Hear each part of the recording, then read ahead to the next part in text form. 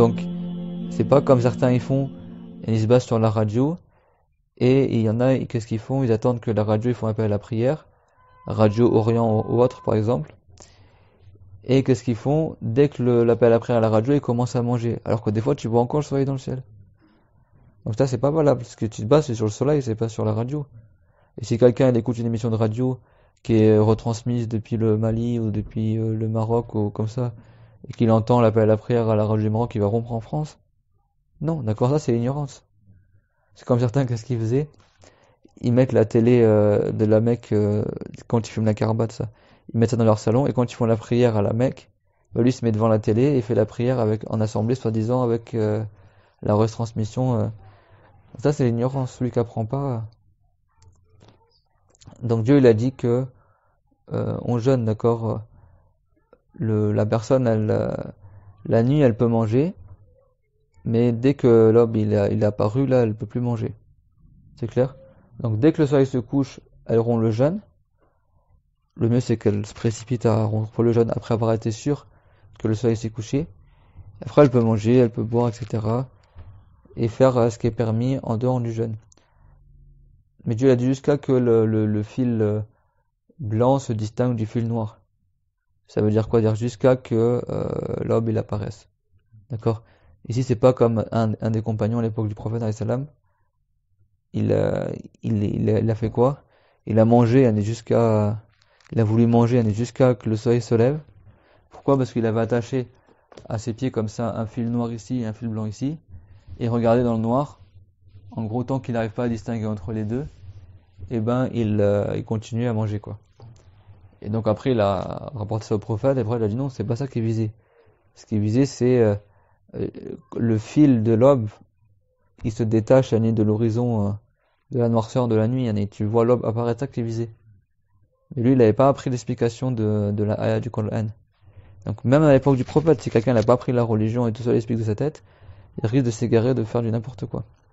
Donc c'est quoi le jeûne dans la loi de l'islam? S'abstenir de ce qui annule le jeûne toute la journée, c'est-à-dire depuis l'aube jusqu'au coucher du soleil, avec une intention particulière et d'une manière particulière. D'accord? Il y a l'intention pour qu'elle soit la nuit, pour qu'il évite certaines choses qui annulent le jeûne, etc. Donc chapitre dans l'exposé des jugements du jeûne et ce qu'il s'ensuit. Il est obligatoire de jeûner le mois de Ramadan par le témoignage d'une personne digne de confiance. Comme quoi il a vu le croissant de lune de Ramadan, ou par l'accomplissement, le fait que le mois de Charban soit complété à 30 jours. Et donc le jeûne de Ramadan est obligatoire sur toute personne musulmane responsable qui est capable de jeûner. Il n'est donc pas obligatoire sur un non-musulman d'origine, car l'avis qui est le plus prédominant, c'est que le non-musulman sera non seulement réprimandé dans l'au-delà pour ne pas être entré en islam s'il était responsable, mais aussi pour toutes les obligations qu'il aurait dû faire s'il avait été musulman, et qu'il n'a pas faites à cause du fait qu'il n'était pas musulman. Ou qu'il a faites, mais c'était pas valable parce qu'il n'était pas musulman. Parce que la condition pour que tes actes soient comptés dans l'au-delà, c'est d'être musulman. وَمَنْ يَعْمَلْ مِنَ الصَّالِحَاتِ مِنْ ذَكَرٍ أَوْ أُنْثَى وَهُوَ مُؤْمِنٌ فَأُولَئِكَ يَدْخُلُونَ الْجَنَّةَ وَلَا يُظْلَمُونَ نَقِيرًا. C'est-à-dire, et ceux qui font des bonnes actions, qu'ils soient des hommes ou des femmes, alors qu'ils étaient croyants, et tout en étant musulmans, alors ce sont eux qui entreront au paradis, et ne subiront rien comme injustice. Même pas un naqir d'injustice. C'est quoi le naqir? Vous voyez la date? T'as eu un noyau de date? Vas-y, passe. Donc il y a les dates. Ça c'est un noyau de date. Là t'as une petite fente ici. Et il y a une petite peau aussi toute fine. Ça on appelle ça le fatil. Et dans le Coran c'est aussi rapporté. Fatil c'est donner en exemple quelque chose qui est tellement minime, Yani. Ça c'est la petite membrane qu'il y a sur la fente du noyau de date. On appelle ça fatil. Et derrière cette fente là, ici là, t'as un petit trou. D'accord? Donc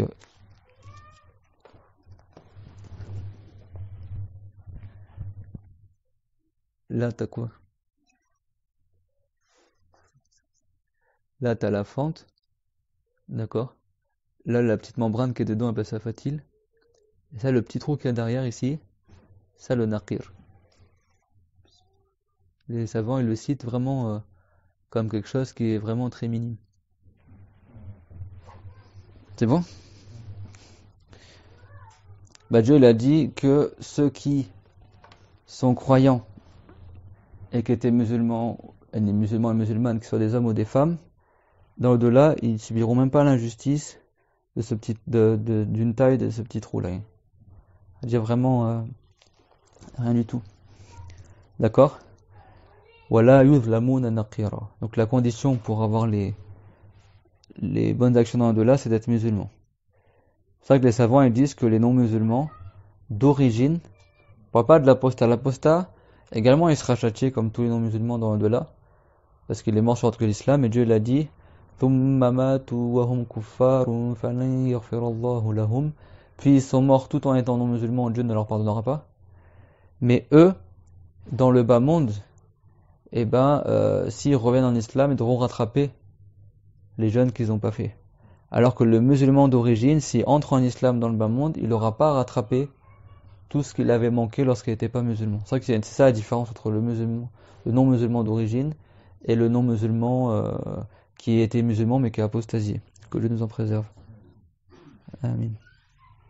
On avait certes vu dans les cours précédents le cas de l'apostat, et que si quelqu'un est apostasie et qui quitte la religion, lui, son état il est pas louable dans l'au-delà. C'est bon jusque-là? Également le fou, il n'est pas requis de lui qu'il jeûne parce qu'il n'a pas sa raison. L'enfant qui n'est pas encore pubère, c'est pas un devoir sur lui de jeûner. Mais l'enfant qui n'est pas encore pubère mais qui a la distinction, qui est capable de discerner l'acte d'adoration du jeu, qui sait manger, boire tout seul, aller aux toilettes tout seul, faire l'istinja à la toilette intime tout seul, et suffisamment intelligent pour répondre avec sa compréhension à une question que tu lui poses, sans simplement répéter quelque chose qu'il a mémorisé. Donc celui-là on l'appelle le moumeyi, celui qui a la distinction. C'est clair? L'enfant qui a la distinction, s'il a 7 ans lunaires, on lui ordonne de jeûner.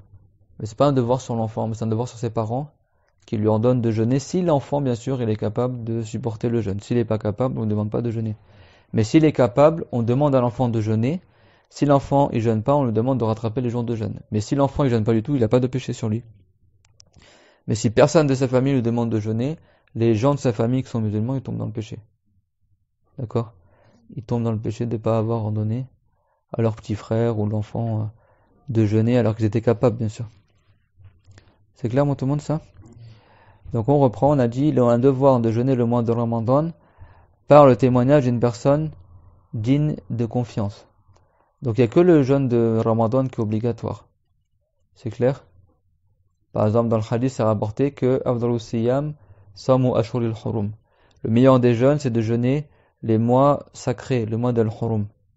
C'est-à-dire les meilleurs des jeûnes après Ramadan, mais ça, par exemple, le mois de Rajab, il est dans le mois d'Al-Hurum. C'était les mois sacrés où, dans le passé, les Arabes, ils faisaient pas la guerre. Ils ont un mérite sur le jugement de Allah, on les appelle Al-Hurum, Ashur al-Hurum, et dedans, il y a Rajab, il y a d'autres mois que Rajab. Mais ça, c'est pas des jeûnes qui sont obligatoires, c'est considéré comme des jeûnes sunnah. Et tous les autres jeûnes qui sont rappelés dans le hadith, comme Ashura, comme le fait de jeûner le lundi et le jeudi, comme le fait de jeûner les 3 jours Ayam al-Bid, quand les jours blancs, les jours où il y a la pleine lune dans le ciel, tout ça, c'est pas obligatoire. Même si dans le hadith, le prophète l'a dit jeûner tel ou tel jour. Si c'est pas Ramadan, c'est pas obligatoire, c'est sunnah. D'accord? Des fois, l'ordre du prophète, il vient dans le sens de la recommandation. Ça veut pas dire que c'est obligatoire. C'est pas un devoir. Le seul jeûne qui est obligatoire, c'est le jeûne de Ramadan. Preuve en est le hadith d'Al-Bukhari, qu'il y a un homme avec les cheveux ébouriffés qui est venu voir le prophète, il a dit, Ya Rasulallah, akhbirni bima faradallahu alayya min as-salah. Ô messager de Allah, informe-moi, qu'est-ce que Dieu m'a rendu obligatoire comme prière? Et donc le prophète a répondu, il y a 5 prières à faire, khamsu salawat, fil yawmi wal layla.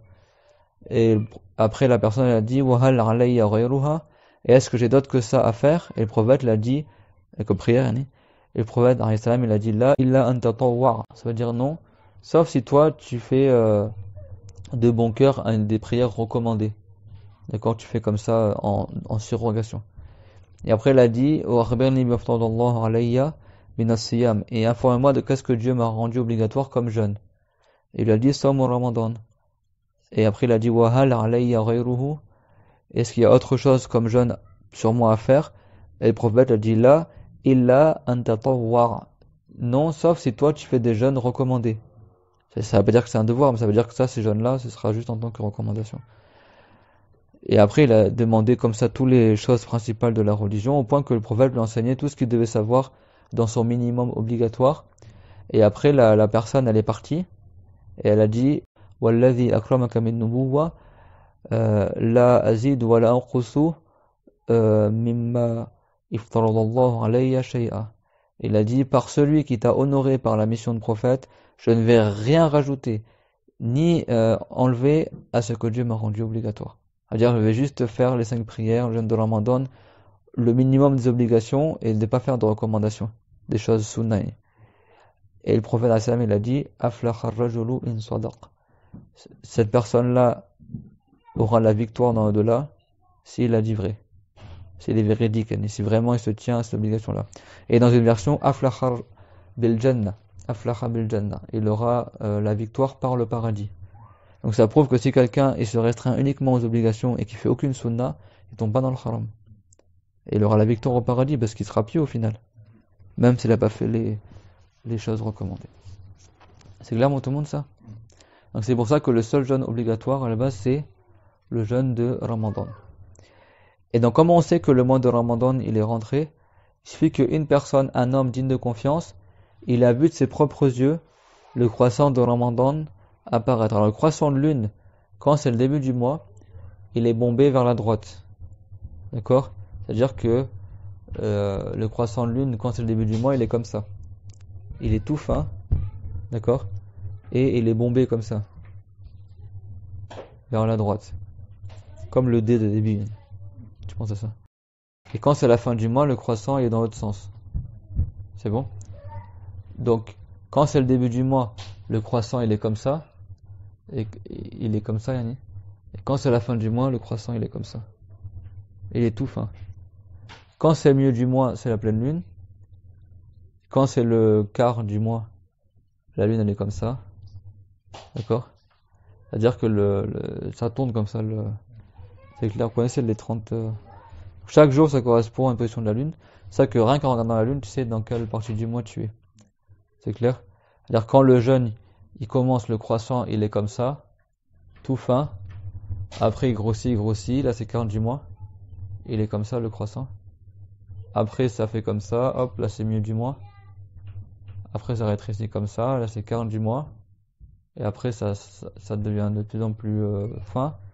Et après à la fin comme ça c'est la fin du mois. Et comme ça, et après il disparaît.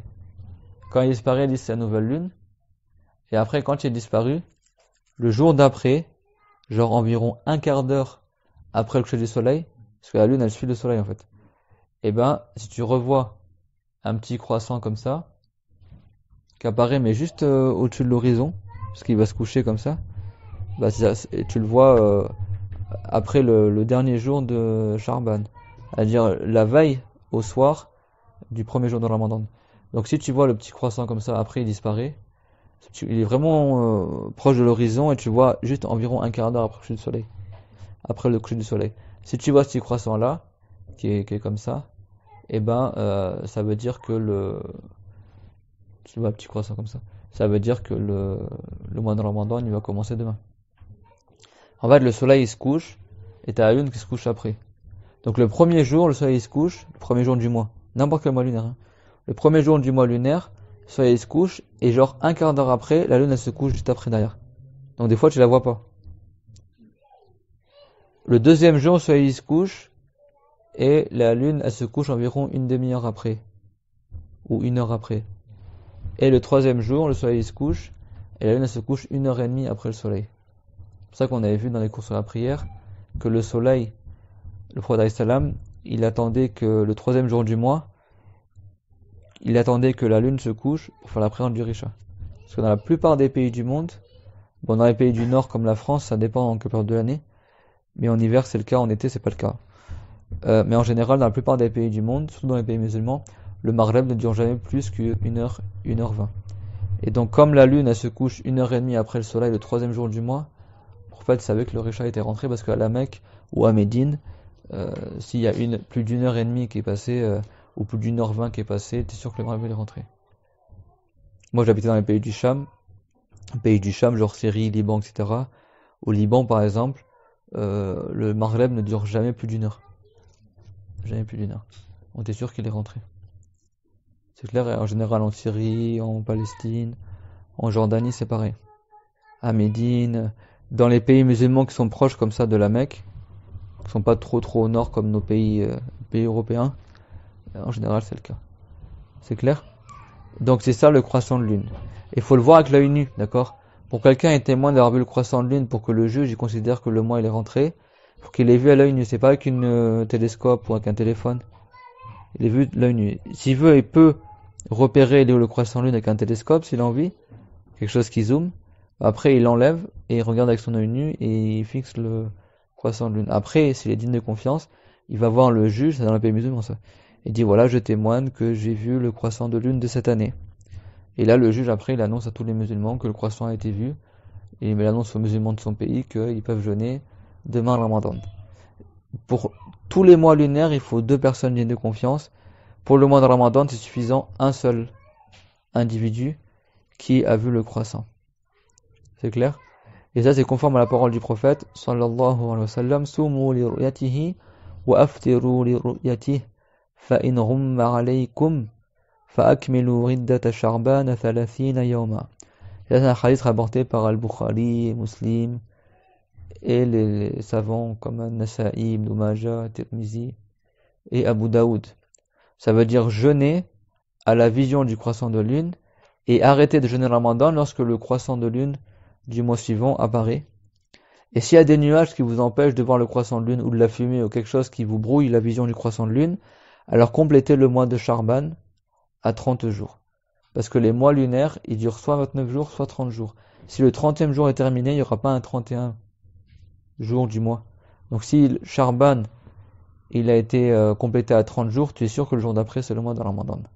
Donc quand est-ce que tu complètes à 30 jours? Quand tu n'as pas vu le 29e jour au soir, la lune du croissant de lune de Ramadan. C'est bon?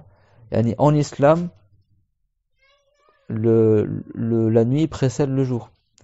Ça veut dire que le premier jour de Ramadan, en réalité, la nuit quand le 29 de Charban, en fait, quand le soleil se couche, là t'es rentré dans la nuit du 30 ou du premier. Ça dépend, soit le 30 de Charban ou le premier de Ramadan.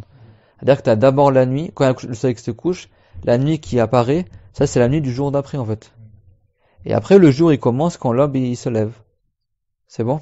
Donc en fait, si le mois de Charban se termine, à la coucher du soleil, la nuit qui hante, ça c'est la nuit du premier jour de Ramadan.